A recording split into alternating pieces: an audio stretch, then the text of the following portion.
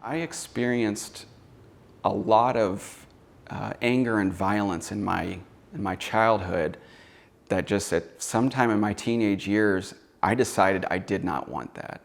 I did not want to have yelling in my home, violence in my home, addiction in my home, because I saw at a very young age, say age 10, how damaging it was. And I saw my family's relationships damaged. I think God came in me at age 11, was like, we're gonna go higher than this.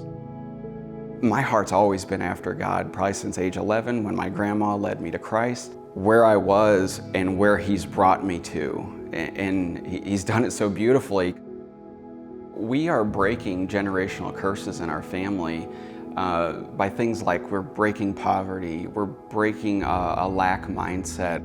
Those things we saw as we were raised, and we were like, when we start a family, we don't want to provide that same toxic environment that we got to experience.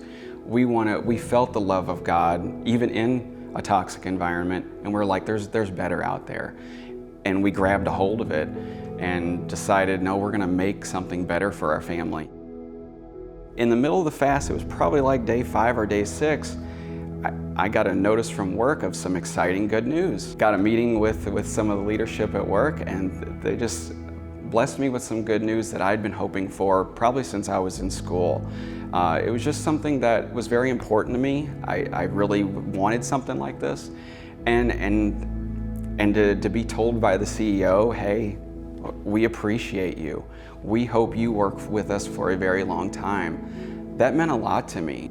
I felt closer to God with this because it was almost like God was telling me, Eric, I got you. I always had faith that I'd probably get it one day, and I never went after it like I was antsy or nervous. It was just one of those things that I thought would happen one day, and it did, right in the middle of the fast. So I was like, that was just assurance from me that God was watching over me. One of our power phrases at church is, faith does the hard thing. When you're in faith and you're not seeing what you want right away, sometimes you're just like, well, should I give up? Should I not stay in faith? When you stay in faith, even when you're not seeing it, or even when others are appearing to be blessed when they're not staying in faith, that's the hard thing. The negative things of the world is sometimes really hard, because sometimes the things of the world are really fun. But I've learned sometimes the hard way, the fun doesn't equal joy and peace.